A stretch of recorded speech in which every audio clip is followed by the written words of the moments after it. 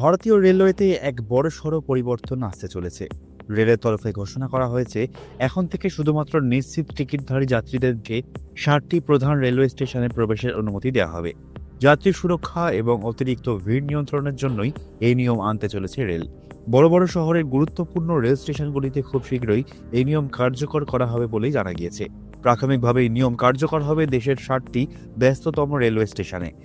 যে স্টেশনগুলিতে প্রথমে এই নিয়ম কার্যকর হবে তার মধ্যে রয়েছে নয়াদিল্লি রেলওয়ে স্টেশন, ছত্রপতি শিবাজী Maharaja terminus, Howrah junction, Chennai central এবং বেঙ্গালুরু সিটি রেলওয়ে স্টেশন।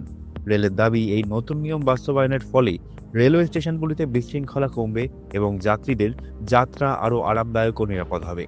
যদিও এই সিদ্ধান্তের কারণে কিছু সাময়িক অসুবিধার সৃষ্টি হতে পারে, বিশেষ করে যারা ওয়েটিং টিকিট নিয়ে স্টেশনে প্রবেশ করতেন তারা সবথেকে বেশি সমস্যায় পড়বেন।